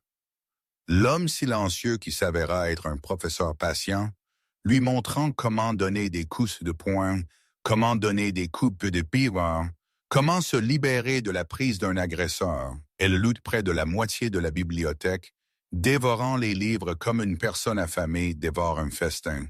Et pour la première fois en 27 ans, elle se sentit comme un être humain. Pas des ordures, pas un sac de frappe, pas la chose inutile que Dolores l'avait toujours appelée. Sa relation avec Killian changea aussi, d'une manière inattendue. Ils commencèrent à dîner ensemble tous les jours. Au début, parce que Killian l'exigeait. Mais peu à peu, cela devint une habitude qu'ils attendaient tous deux avec impatience. Ils s'asseyaient l'un en face de l'autre dans la vaste salle à manger, la lumière des bougies tremblant entre eux, et ils parlaient de livres, d'art, d'histoire, de philosophie. Killian lui enseigna les échecs, et elle fut surprise de découvrir qu'elle avait un don pour cela. Il lui parla de voyages à travers le monde, de musées à Paris, de temples en Grèce, de forêts tropicales en Amérique du Sud. Ren écouta les yeux brillants, imaginant des lieux qu'elle n'aurait jamais cru voir, et elle commença à exprimer ses propres opinions. Elle fut en désaccord avec Killian sur la fin de Les Hauts de Herlevin, et elle le dit clairement. Elle discuta avec lui de Heathcliff, de l'amour toxique, de la rédemption. Elle attendit qu'il se mette en colère, qu'il lui dise de se taire comme Dolores l'aurait fait. Mais Killian pencha seulement la tête, la plus faible courbe touchant sa bouche, et dit qu'elle avait un point de vue intéressant. Il commença à lui demander son avis sur d'autres choses, pas son travail, mais des questions plus petites. Quel tableau devrait être accroché dans le salon? Quel livre devrait-il lire ensuite? Et Ren, pour la première fois de sa vie, se sentit respectée. Une nuit, avec une pleine lune suspendue dans le ciel du désert, Ren se tenait sur le balcon devant sa chambre, regardant le champ d'étoiles. Elle entendit des pas derrière elle et n'eut pas besoin de se retourner pour savoir qui c'était. Killian se tint à côté d'elle, leurs épaules se touchant presque, et regarda le vaste désert sous la lumière argentée. Ils restèrent en silence longtemps, le silence confortable que seules les personnes qui se comprennent peuvent partager. « J'ai longtemps pensé que je mourrais dans cette remorque, » dit Ren enfin, sa voix légère comme le vent nocturne. Mourir et personne ne le saurait.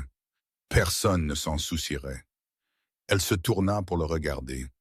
C'est la partie la plus effrayante, pas la mort, mais disparaître comme si tu n'avais jamais existé. Killian hocha la tête, le clair de lune sculptant des ombres sur son visage anguleux. « Je connais ce sentiment, » dit-il, bas et lointain. « Quand Ka est morte, j'ai voulu mourir aussi. J'ai pensé que si je mourais, au moins je la reverrais. » Ren le regarda la vieille douleur toujours vivante dans ses yeux gris. « Alors pourquoi avez-vous continué à vivre ?» demanda-t-elle à peine un murmure. « Parce que je voulais que la personne qui l'avait fait paye, » répondit Killian, la mâchoire se crispant. « La colère m'a maintenu en vie quand rien d'autre ne le faisait. »« Et maintenant ?» demanda Ren, et elle vit quelque chose changer dans son regard. « Maintenant ?» Killian se tourna vers elle, le clair de lune se reflétant dans ses yeux comme des étoiles. « J'ai une raison différente. » Un silence tendu plana entre eux, lourd et électrique. Ren ne pouvait pas respirer. Puis Killian leva sa main lentement, doucement, lui donnant le temps de se retirer si elle le voulait. Mais elle ne le fit pas. Ses doigts touchèrent son poignet, la faible cicatrice que Dolores avait laissée il y a des années. Il n'en demanda pas la raison. Il n'en avait pas besoin. « Tu méritais mieux que ce que tu as eu, » dit Killian, sa voix rauque. Ren sentit les larmes monter, mais cette fois, elles n'étaient pas de douleur ou de peur. « Je l'ai déjà, » murmura-t-elle, sa voix se brisant. Ils se regardèrent, et quelque chose changea entre eux, clair et féroce comme un éclair fendant le ciel nocturne. Ren le vit dans les yeux de Killian, la faim contenue, la tendresse qu'il essayait de cacher derrière la froideur. Et elle sut qu'il voyait la même chose dans les siens. Mais aucun d'eux ne le prononça à voix haute. Aucun d'eux ne bougea. Ils restèrent là sous la lune argentée, ses doigts toujours posés sur son poignet, où la vieille cicatrice s'estompait lentement. Ils restèrent ainsi jusqu'à ce que la lune se déplace, jusqu'à ce que le vent nocturne devienne plus froid. Et puis Killian laissa tomber sa main, lui fit un signe de tête et s'en alla. Ren resta sur le balcon, regardant son ombre disparaître dans le couloir sombre, son cœur battant dans sa poitrine. Elle le savait, aussi sûrement qu'elle savait que le soleil se lèverait demain matin, qu'elle était tombée amoureuse de son diable. Pendant que Ren vivait les jours les plus paisibles de sa vie, dans les veines sombres de Las Vegas, un ennemi observait. Le bureau du juge Hammond Crane était situé au dernier étage d'un immeuble de luxe au cœur de la ville, dominant la bande scintillante de néons en dessous comme un roi contemplant son royaume.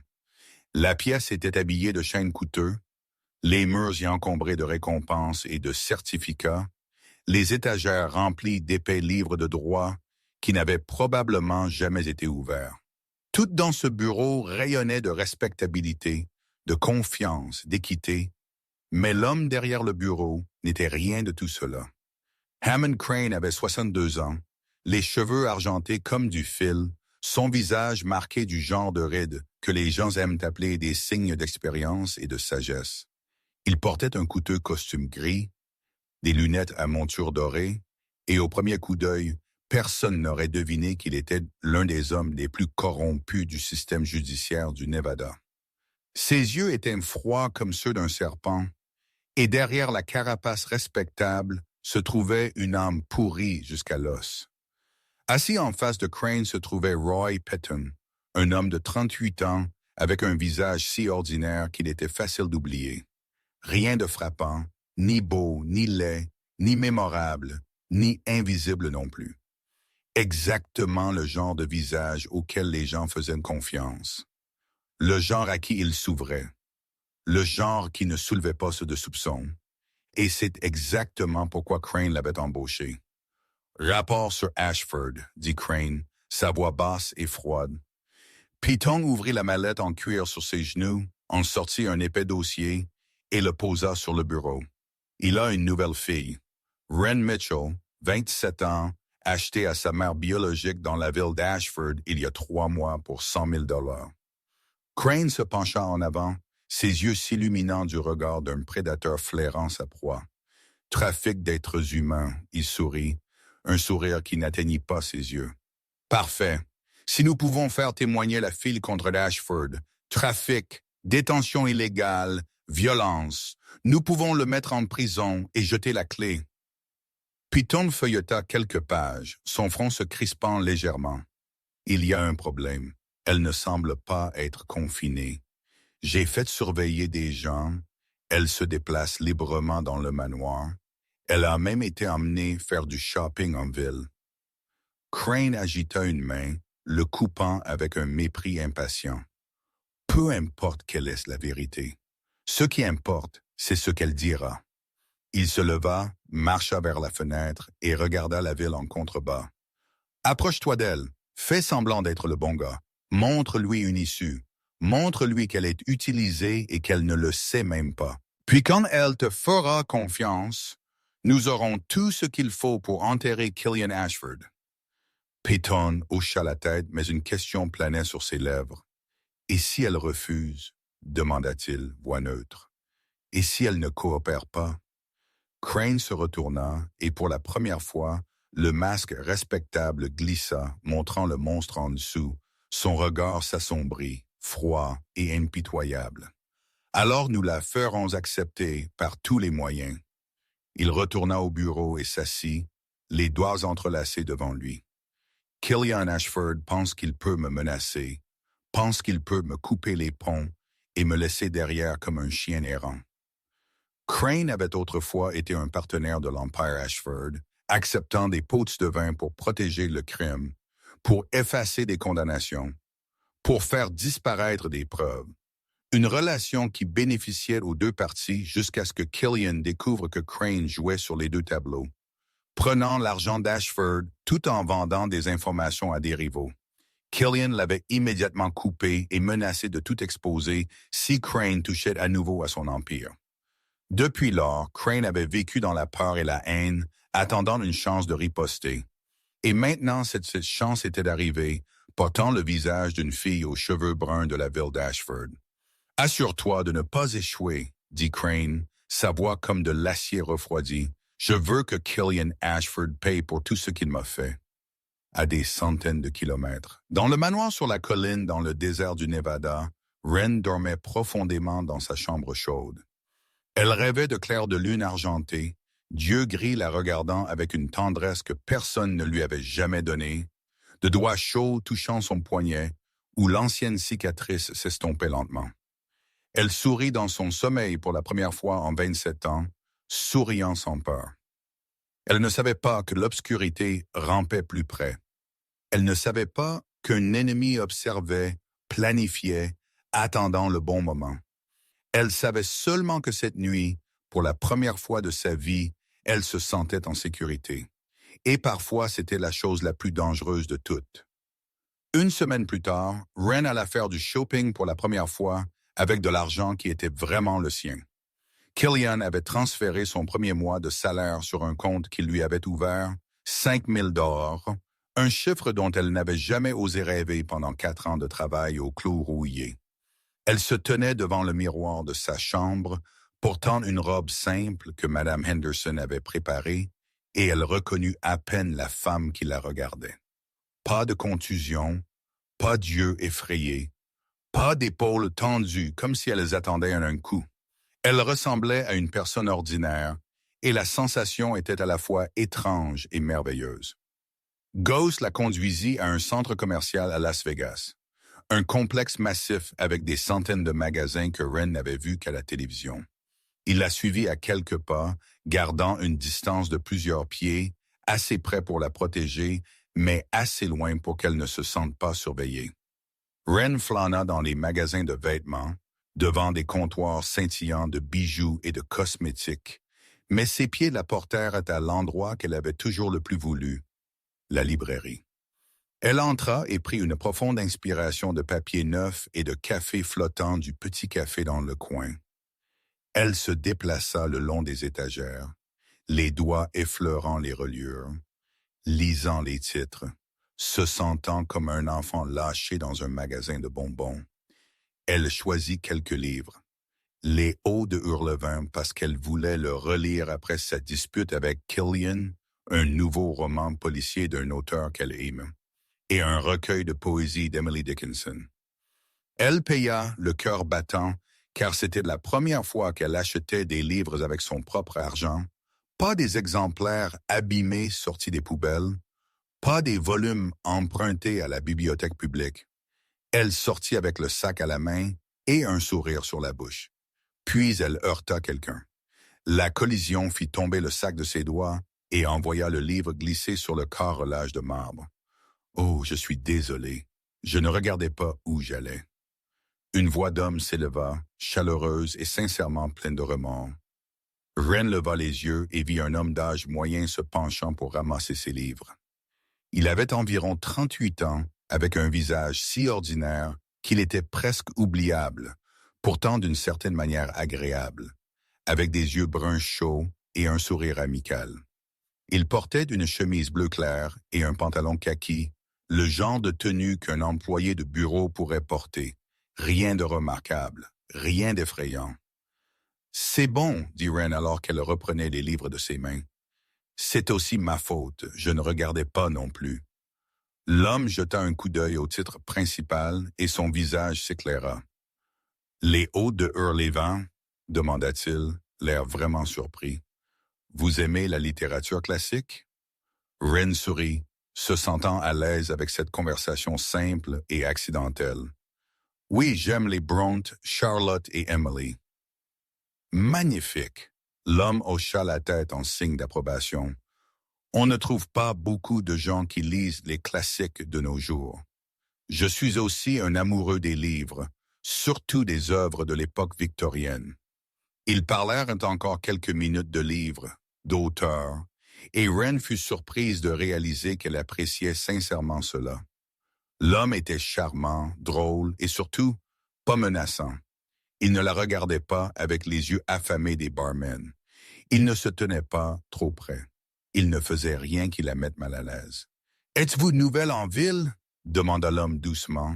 « Je ne crois pas vous avoir déjà vu, et je viens souvent dans cette librairie. » Wren hocha la tête. « Oui, j'ai déménagé ici il y a quelques mois. »« Seul ?»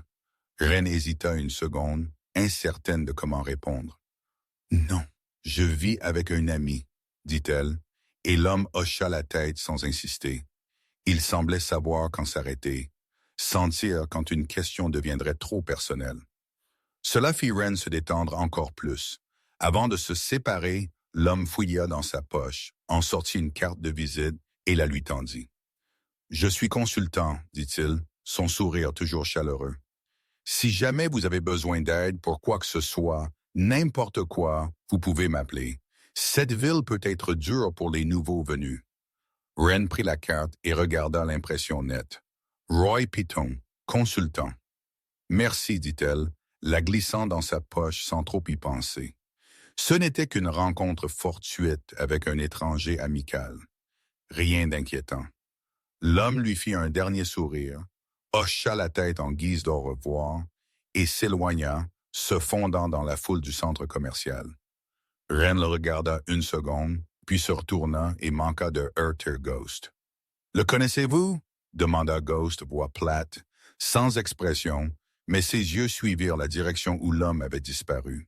« Non, juste un étranger que j'ai heurté, » répondit Wren, un peu surprise par la question. « Il m'a aidé à ramasser mes livres. » Ghost continua de regarder quelques secondes de plus, les yeux se plissant comme s'il enregistrait quelque chose, mais à la fin, il hocha seulement la tête et ne dit rien de plus. Ils retournèrent au SUV et Wren ne repensa pas à cette rencontre. Elle ne raconta pas à Killian l'homme de la librairie. Non pas parce qu'elle voulait le cacher, mais simplement parce qu'elle ne pensait pas que cela importait. Ce n'était qu'une conversation aléatoire avec un étranger amical. Qui avait-il à mentionner? Mais dans sa poche, la carte de Roy Piton gisait silencieuse comme une bombe à retardement, attendant le moment où elle exploserait. 5 mois après que Wren ait mis les pieds dans le manoir d'Ashford, la nuit fatidique arriva, 2 heures du matin. Le manoir était plongé dans l'obscurité et le silence. Seulement le vent du désert dehors des fenêtres, respirant comme une énorme bête endormie. Wren était allongée dans sa chambre, recroquevillée sous de douces couvertures, rêvant de livres et de doux yeux gris. Elle s'était habituée à cette sensation de sécurité. Si habituée qu'elle ne dormait plus dans le coin de la pièce, ne sursautait plus à chaque petit bruit, ne craignait plus la nuit quand elle tombait. À quelques pièces de là, Killian était assis dans son bureau, la lampe de bureau projetant une faible auréole de lumière sur son visage anguleux. D'épais dossiers étaient ouverts devant lui, des chiffres et des graphiques qu'il étudiait depuis des heures. Son empire avait des problèmes. Quelqu'un essayait de le saboter de l'intérieur, et il devait trouver le traître avant qu'il ne soit trop tard. Mais il ne savait pas qu'il était déjà trop tard. L'explosion déchira la nuit. Un boom assourdissant éclata de la porte d'entrée, si fort que tout le manoir trembla. Des vitres se brisèrent, des murs se fissurèrent, et des alarmes commencèrent à hurler, hurlant comme un monstre. Killian bondit de sa chaise, ses instincts aiguisés par des décennies dans le monde souterrain, le faisant se mettre en mouvement. Il attrapa l'arme de son tiroir de bureau, chargea une balle et courut dans le couloir. « Ghost !» rugit-il alors que des coups de feu éclataient en bas, rapides et incessants, venant de multiples directions. Ghost apparut de l'obscurité, son visage aussi vide que jamais, mais ses yeux brillants de vigilance. Au moins 20 fusils. Professionnels. Ce n'est pas une gang de rue. Ce sont des mercenaires. Killian jura, le sang bouillonnant. « Wren », exigea-t-il. Et dans la voix du froid patron de la mafia, il y avait quelque chose que Ghost n'avait jamais entendu auparavant. La peur. « J'irai la chercher », dit Ghost, se retournant pour courir vers les escaliers. Mais il était trop tard. Les assaillants avaient franchi les défenses extérieures et inondé l'intérieur. Killian et Ghost se battirent comme des démons. Chaque coup portant la mort, chaque coup de poing assez fort pour terrasser un homme adulte. Ils abattirent 5, 10, 15 assaillants, mais d'autres continuaient d'affluer comme une marée. Et puis cela arriva. Une balle déchira l'épaule de Killian, le sang jaillissant comme une source, tachant sa chemise blanche de rouge. Il chancela, les jambes instables, mais se força à se redresser. Wren, il devait atteindre Wren. Elle était à l'étage, seule, sans protection. S'il la trouvait, Wren se réveilla en sursaut à l'explosion, son cœur battant contre ses côtes. Elle ne savait pas qui se passait, seulement que quelque chose de terrible se déroulait. Des coups de feu, des cris, le fracas de verre brisé résonnait d'en bas. Son premier instinct fut de courir, de se cacher sous le lit comme elle l'avait fait pendant 27 ans. Chaque fois que la rage de Dolores éclatait. Mais elle n'était plus cette fille. Killian, pensa-t-elle, et un nouvel instinct, né au cours des 5 derniers mois, la poussa hors de sa chambre et vers les coups de feu au lieu de s'en éloigner. Elle devait trouver Killian. Elle devait savoir qu'il était en sécurité. Elle courut dans le couloir sombre, son cœur battant comme un tambour de guerre, puis quelqu'un l'attrapa par derrière, un bras serré autour de sa taille, une main plaquée sur sa bouche. Elle lutta, essaya de crier, mais ne put. Puis elle entendit une voix familière et le sang dans ses veines se glaça. « Je suis désolé, Ren. » La voix de l'homme de la librairie, Roy Piton. Mais elle n'était plus chaleureuse et amicale. Maintenant, elle était froide et calculatrice. « Mais tu dois venir avec moi. » Ren tourna la tête, les yeux écarquillés d'horreur. C'était lui, l'homme qu'elle avait rencontré au centre commercial, l'homme qui avait ramassé ses livres, l'homme qui lui avait donné sa carte et lui avait dit d'appeler si jamais elle avait besoin d'aide, l'homme qu'elle avait cru être un gentil étranger. « Vous, essaya-t-elle de dire, mais Piton ne lui en donna pas la chance. « Laissez-moi partir, cria-t-elle, se débattant avec toute la force que Ghost lui avait enseignée. Mais Piton était plus fort et il était venu préparé. Un coup de poing à sa tempe et le monde de Ren devint noir. Killian la vit. À travers le chaos, à travers la fumée des armes et les corps, il vit Ren inconsciente dans les bras d'un étranger. Il vit l'homme la traîner vers la porte arrière, l'attirant dans l'obscurité. « Ren !» rugit Killian, le hurlement d'un animal blessé. Il essaya de se lever, essaya de courir après elle, mais ses jambes ne le tinrent pas. Le sang coulait toujours de son épaule, et le monde autour de lui commença à tourner. Ghost l'attrapa, l'empêchant de la poursuivre. « Patron, vous mourrez si vous la poursuivez. Vous perdez trop de sang. » Killian n'écouta pas. Il regarda seulement l'ombre de Ren disparaître dans la nuit, disparaître dans l'obscurité, disparaître hors de sa portée.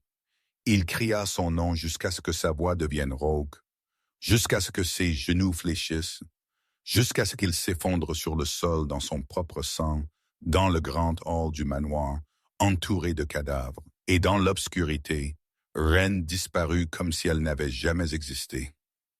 Ren se réveilla dans l'obscurité, sa tête se fendant comme si elle avait été frappée avec un marteau.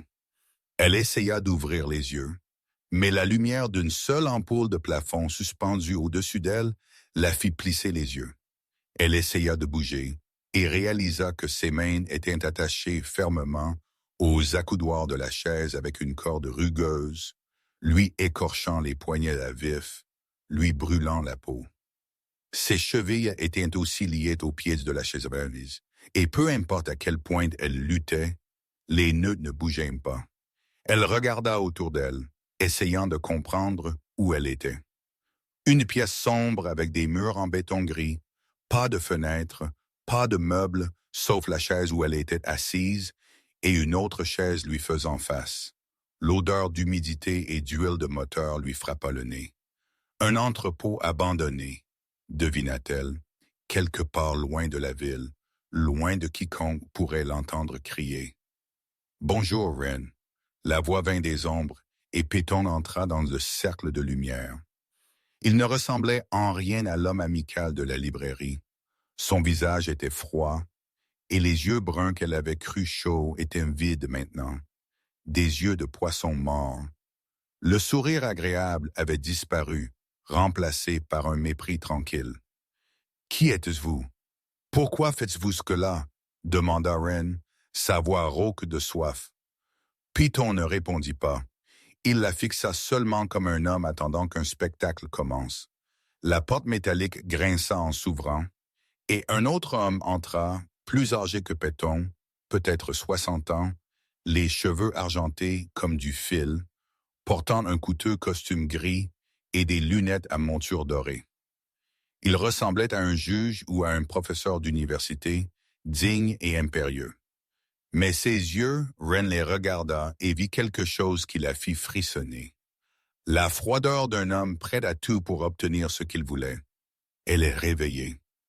Bien, dit l'homme, tirant l'autre chaise plus près et s'asseyant, une jambe croisée sur l'autre aussi désinvoltement que s'il était dans son propre salon. Mademoiselle Mitchell, dit-il à elle doux et poli, je suis Hammond Crane. J'ai quelques questions pour vous. Ren le regarda, essayant de garder sa voix stable, bien que son cœur batte hors de contrôle. Je ne sais pas qui vous êtes. Je ne sais rien. Crane laissa échapper un petit rire, le rire d'un homme qui avait entendu cette phrase 100 fois et ne l'avait jamais cru. Vous avez vécu avec Killian Ashford pendant 5 mois, dit-il, inclinant la tête comme s'il étudiait un insecte sous verre. Vous en savez beaucoup, que vous le réalisiez ou non. Il sortit un épais dossier de l'intérieur de sa veste de costume et le laissa tomber sur ses genoux, l'ouvrant pour qu'elle puisse voir. Ashford est un meurtrier, dit Crane, feuilletant les pages. Trafic de drogue, blanchiment d'argent, extorsion. Ceci est la preuve. Ren regarda le dossier, les photos de surveillance, les documents estampillés en rouge, les rapports remplis de mots. Elle vit des visages d'hommes qu'elle ne connaissait pas, d'énormes chiffres, des listes de noms qu'elle supposait être des victimes. Sa poitrine se serra. Vous signerez ceci, continua Crane, sortant une feuille de papier et la plaçant devant elle. Vous confirmerez qu'Ashford vous a acheté, confiné, maltraité, forcé à travailler. Vous témoignerez au tribunal et nous le mettrons en prison où il appartient. Ren fixa le papier, puis Crane, puis secoua la tête. Non, dit-elle, petite mais ferme, il ne m'a pas fait de mal. Crane inclina la tête, un regard de fausse surprise glissant sur son visage. Vraiment? Demanda-t-il moqueur. Il vous a acheté à votre propre mère pour 100 000 $. Comme on achète de la marchandise. Comme on achète un animal et vous me dites qu'il ne vous a pas fait de mal. Ren tomba silencieuse et dans ce silence, le doute commença à s'immiscer. Elle regarda le dossier sur ses genoux, la preuve des crimes de Killian. Elle savait qu'il n'était pas un homme bon. Elle avait vu à quel point il pouvait être froid quand il donnait des ordres, à quel point il pouvait être impitoyable quand il faisait face à des ennemis. Elle savait qu'il y avait du sang sur ses mains, savait qu'il était le patron d'un empire criminel. Une partie d'elle se demanda, « Le connais-je vraiment ou ne vois-je que ce que je veux voir ?» Crane l'observa, lisant l'hésitation sur son visage, et il frappa à son point faible, comme un serpent frappant sa proie. « Tu penses qu'il t'aime ?» demanda-t-il, sa voix douce et dégoulinant de poison. « Il ne voit que sa sœur morte en toi. Cora, tu es un remplacement, une doublure pour ce qu'il a perdu. Il ne t'aime pas. Il aime le souvenir d'elle. Tu n'es rien du tout. » Les mots transpercèrent le cœur de Ren comme un couteau. Elle chancela, le doute s'écrasant sur elle comme une vague déferlante. Était-ce vrai? N'était-elle qu'un substitut pour Cora? Tout ce que Killian lui avait donné n'était-il qu'une ombre projetée par le chagrin? Mais alors elle se souvint. Elle se souvint de la nuit où il lui avait parlé de Cora, de la douleur dans ses yeux gris, de la façon dont il la regardait comme si elle était un être humain et non un fantôme.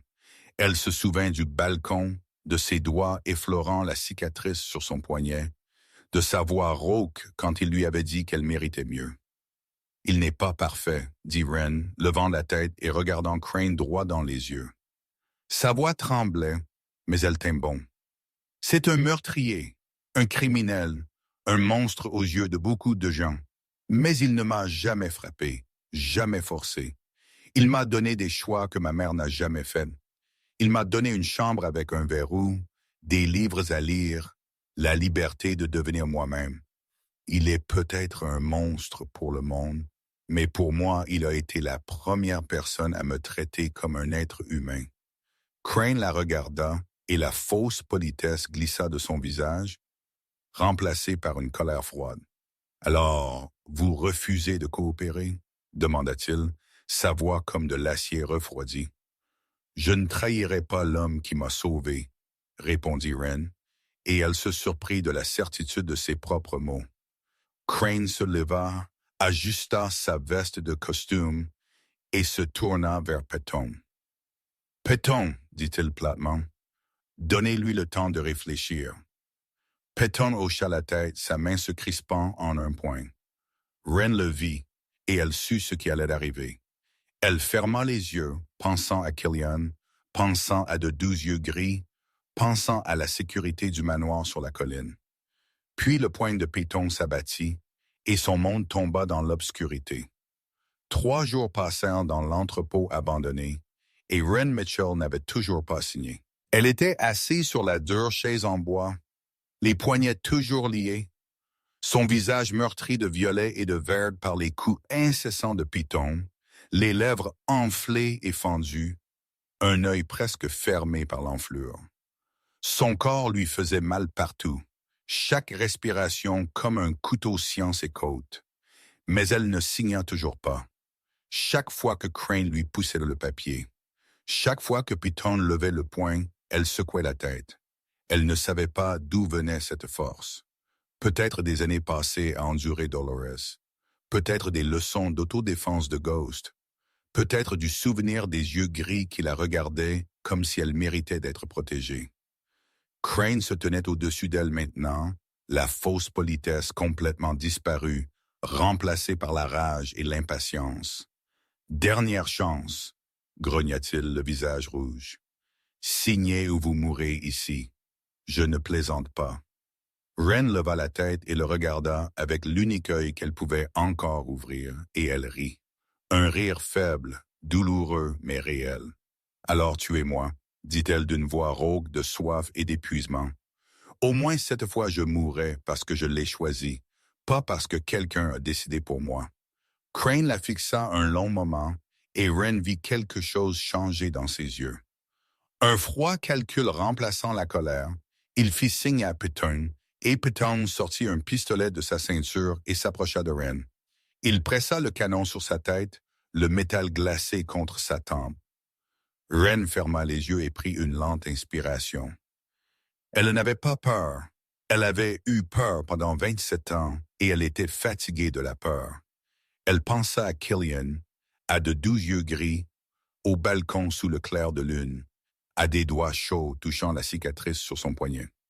Au moins elle avait appris ce que c'était que d'être aimée, même si ce n'était que pour quelques courts mois. Au moins elle avait vécu comme un être humain avant de mourir. Au moins cette fois elle mourrait par son propre choix. Puis l'enfer se déchaîna. Des coups de feu éclatèrent dehors de l'entrepôt. Pas un seul coup, mais une rafale. Rapide et brutale comme de la grêle. Des cris, des pas, du verre brisé, du métal qui résonnait. Crane se retourna, son visage devenant pâle. « Qu'est-ce que c'est » cria-t-il, mais personne ne répondit. Peton arracha le pistolet de la tête de Wren et se tourna vers la porte juste au moment où la lourde porte en acier s'ouvrit d'un coup comme si quelque chose de monstrueux l'avait défoncé, et Killian Ashford entra. Il avait l'air d'être sorti tout droit de l'enfer. Son épaule était encore bandée, du sang s'infiltrant à travers la gaze blanche et se répandant sur sa chemise, son visage gris de perte de sang et d'insomnie. Mais il était debout, et dans sa main, il y avait un pistolet fumant. Derrière lui, Ghost et une équipe d'hommes entrèrent en force, armes levées, les yeux balayant la pièce. Mais Wren ne les vit pas. Elle ne vit que Killian, ne vit que ses yeux gris cherchant les ombres pour elle. Quand leurs regards se croisèrent, elle vit quelque chose en lui qu'elle n'avait jamais vu auparavant. Une pure peur, peur de la perdre. Peton réagit vite, tournant son arme vers Killian. Le doigt se serrant sur la gâchette, mais Killian fut plus rapide. Une déflagration nette et Peton tomba au sol.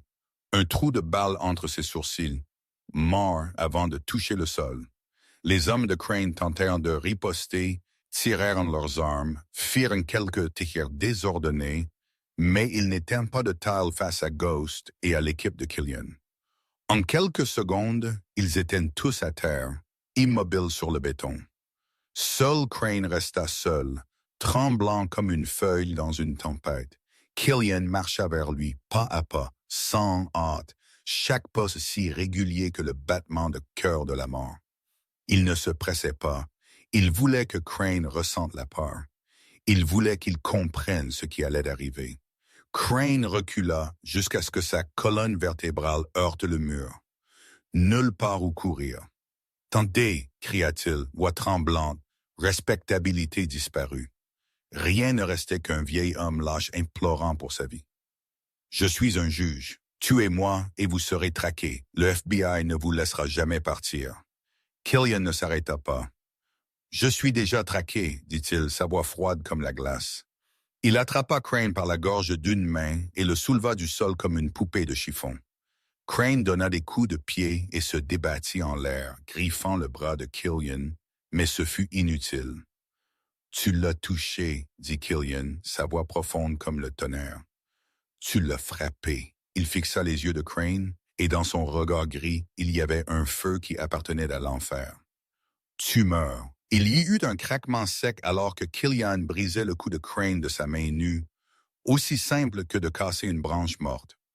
Le corps de Crane heurta le sol comme un sac vide, la tête penchée à un angle impossible, les yeux toujours grands ouverts dans une terreur éternelle. Ren vit tout cela. Elle vit Killian tué de ses mains, vit la froide brutalité dans chaque mouvement, vit le vrai diable qu'il avait caché derrière le masque d'un gentleman. Et elle n'avait pas peur. Killian se tourna vers elle, les mains encore ensanglantées, respirant difficilement. Et il attendit la peur, l'horreur, qu'elle le regarde comme tout le monde, qu'elle se tourne et s'enfuit. Mais Ren ne le fit pas. Ghost coupa les cordes, et elle se tint sur des jambes tremblantes. Elle marcha vers Killian, un pas à la fois, passant devant les corps, devant le sang, à travers tout cela. Et quand elle l'atteignit, elle l'enlaça, pressa son visage contre sa poitrine, ne se souciant pas du sang, ne se souciant de rien, sauf de la sensation d'être dans ses bras. « Tu es venu, » murmura-t-elle, sa voix se brisant. Killian la serra en retour, la pressant fort comme s'il avait peur qu'elle disparaisse s'il la lâchait. Comme s'il craignait que ce ne soit un rêve et qu'il se réveille les mains vides. « Je viendrai toujours, » murmura-t-il dans ses cheveux. « Toujours. » Ils restèrent là, entourés de cadavres et de l'odeur amère de la poudre à canon, se tenant l'un l'autre comme si le monde extérieur n'existait plus. Une semaine s'était écoulée depuis l'horreur de l'entrepôt abandonné. Le manoir d'Ashford avait été réparé. Les cicatrices de balles dans les murs colmatés, le verre brisé remplacé, le sang nettoyé des sols. Mais rien ne pouvait effacer le souvenir de cette nuit. Ren était assise devant le miroir de sa chambre, regardant les contusions sur son visage passer lentement du violet à un jaune verdâtre maladif. Elle guérirait. Elle le savait. Elle était habituée à attendre que les blessures se referment. Killian guérissait aussi. La blessure à son épaule s'était refermée, bien qu'il grimace encore chaque fois qu'il bougeait trop brusquement. Mais il y avait quelque chose qui ne guérirait pas. La tension planant sur le manoir comme un nuage noir. Ren la ressentait dans la façon dont le personnel se chuchotait, dans la façon dont Ghost entrait et sortait du bureau de Killian, dans la façon dont Killian la regardait quand il pensait qu'elle ne faisait pas attention, comme s'il essayait de mémoriser chaque ligne de son visage. Cet après-midi-là, Ren passa devant le bureau de Killian et entendit la voix de Ghost traverser la porte. Il fouille tout à nouveau. Le FBI, la police d'État, tous. Un juge fédéral qui disparaît n'est pas anodin. Dans quelques semaines, ils trouveront une piste qui mène ici. Ren s'arrêta, son cœur se serrant. Elle savait que ça allait arriver, mais l'entendre dire à voix haute la rendait toujours étourdie. Cette nuit-là, alors que Ren lisait dans sa chambre, on frappa à la porte. Killian se tenait dans le couloir, son visage illisible. « Viens dans mon bureau, dit-il, voix neutre. Nous devons parler. » Ren ferma son livre, se leva et le suivit le cœur lourd. Le bureau de Killian était éclairé par la faible lueur d'une lampe de bureau, des ombres dansant sur les murs. Sur le bureau, directement devant Ren, était posée une épaisse enveloppe. « Ouvre-la, dit Killian, son ton sans émotion. Ren la prit, souleva le rabat et arrêta de respirer. À l'intérieur se trouvaient des liasses d'argent si épaisses qu'elle ne pouvait pas commencer à les compter. À côté de l'argent se trouvait un nouveau passeport à son nom, une carte d'identité avec une nouvelle identité et un billet d'avion pour l'Oregon. « Qu'est-ce que c'est ?» demanda-t-elle, bien qu'elle le sût déjà. « 2 millions de dollars, dit Killian aussi calmement que s'il parlait du temps. Votre nouvelle vie, une nouvelle identité. Vous pouvez aller n'importe où, faire n'importe quoi, acheter une petite maison, ouvrir une librairie, vivre la vie normale que vous méritez. » Ren fixa l'enveloppe, puis lui, et elle vit ce qu'il essayait de cacher derrière ce masque froid. La douleur. « Et vous ?» demanda-t-elle, à peine un murmure. Killian se détourna, regardant par la fenêtre dans la nuit. « Je dois quitter l'Europe, recommencer. Mais cette vie n'est pas pour vous. »« Pourquoi pas ?» Killian lui fit à nouveau face, et pour la première fois, elle vit ses yeux gris froids trembler. « Parce que je suis un monstre, Ren, dit-il, sa voix rauque. Tu m'as vu tuer de mes mains nues. Aucune hésitation, et je tuerai encore. C'est qui je suis. C'est le monde dans lequel je vis. Tu mérites plus que ça. Tu mérites de vivre au soleil, pas dans l'obscurité, avec un diable comme moi. » Ren regarda l'enveloppe dans ses mains. 2 millions de dollars, liberté, sécurité, une vie dont elle n'avait jamais osé rêver.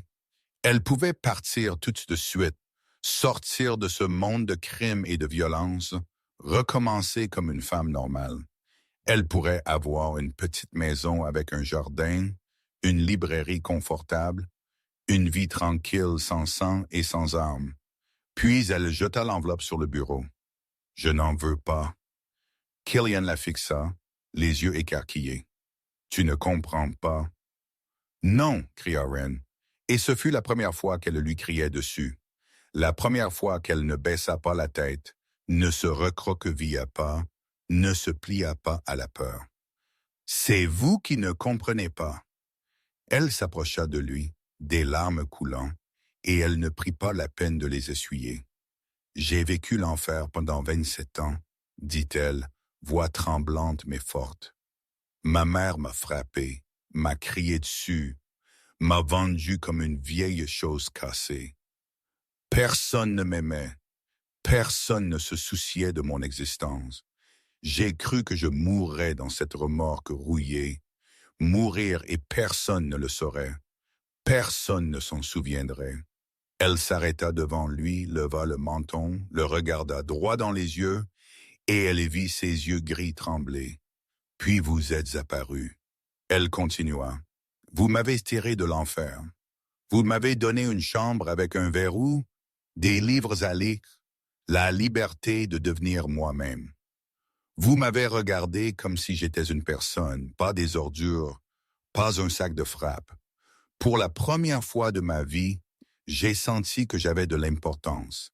Vous êtes ma famille, la seule famille que j'ai jamais eue. » Elle lui prit la main et la serra fort. « Je n'ai pas besoin du paradis si vous n'y êtes pas. Je préfère vivre dans l'obscurité avec vous que de vivre dans la lumière seule. » Killian resta figé, et Ren vit quelque chose qu'elle n'avait jamais vu auparavant. Ses yeux se mouillèrent. « Ren, murmura-t-il, voix se brisant. « Je vous aime, dit-elle, tremblante, mais stable comme la pierre.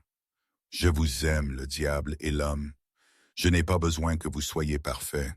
J'ai juste besoin de vous. » Le silence plana entre eux, lourd et tendu.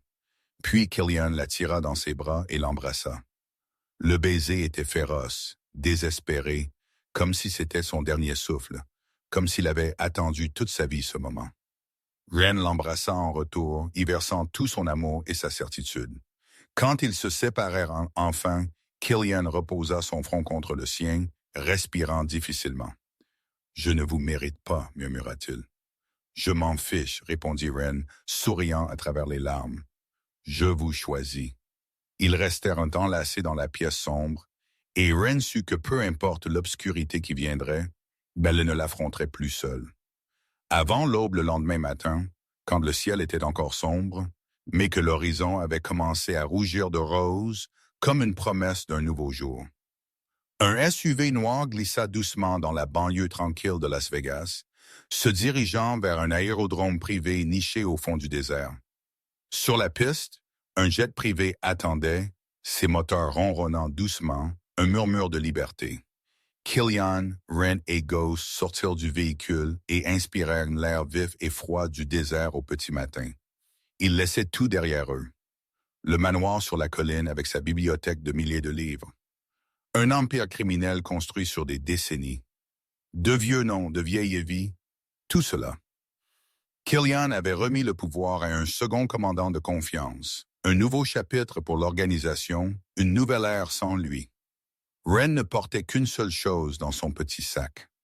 Jane Eyre de la bibliothèque, le premier livre qu'elle avait lu dans le manoir, le livre qui avait discrètement été témoin du moment où ils avaient commencé à se faire confiance.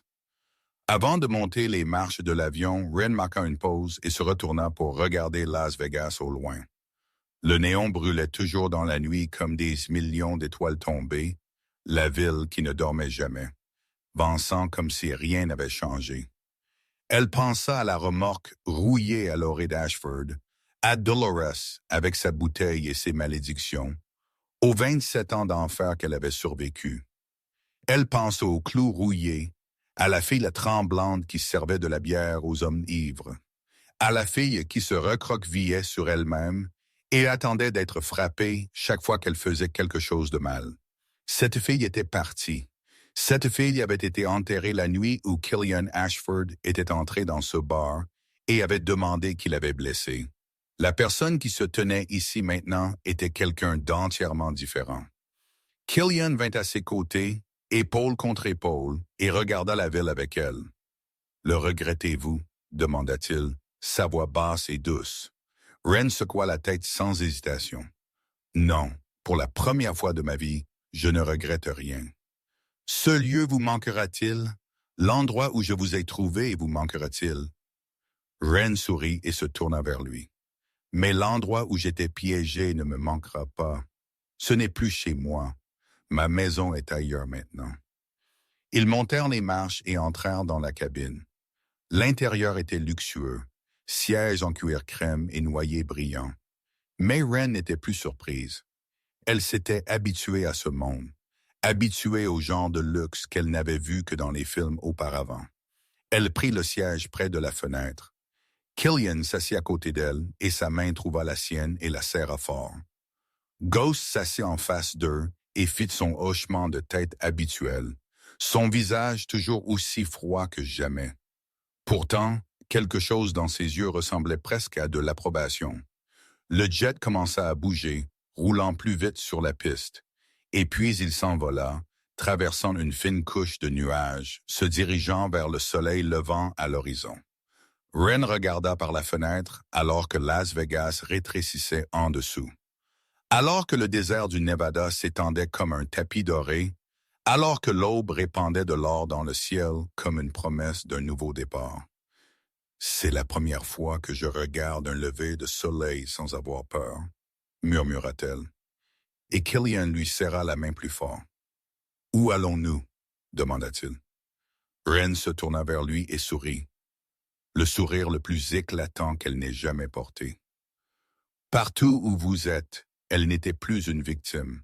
Il n'était plus un monstre. Alors que l'avion montait à travers les nuages vers le soleil levant, ils devinrent en quelque chose d'entièrement différent. Ils devinrent légendes. Une histoire que les gens chuchoteraient dans le noir à propos du roi de la mafia, qui a laissé un empire derrière lui pour une fille brisée, et de la fille qui a refusé 2 millions de dollars pour accompagner son diable. Les gens demanderaient si c'était de l'amour ou de la folie. Peut-être les deux. Peut-être que l'amour véritable porte toujours un peu de folie en lui. Parfois, l'enfer n'est pas l'endroit qui vous retient captif. Parfois, l'enfer est l'endroit qui vous laisse seul. Et Ren, pour la première fois en 27 ans, n'était plus seule. Elle avait trouvé son foyer, non pas dans un manoir ou un avion ou n'importe où sur une carte, mais dans les yeux gris d'un diable qui lui avait appris à vivre. L'histoire de Ren et Killian nous laisse avec de profondes leçons sur la vie. Premièrement, personne ne mérite d'être traité cruellement, même par la famille. L'amour ne vient jamais avec la violence et le contrôle.